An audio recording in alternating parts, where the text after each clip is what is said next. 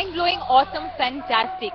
এই গানগুলো যদি আপনারা ওয়েলকাম টু হিসেবে সেট করতে চান কি করতে হবে আপনার স্ক্রিনে লেখা আছে। And যদি গ্রামীণ ফোন মিউজিক রেডিওতে শুনতে চান you have to dial 4040 and press 23. Don't miss it. We are taking a short break and we'll be right back. আমি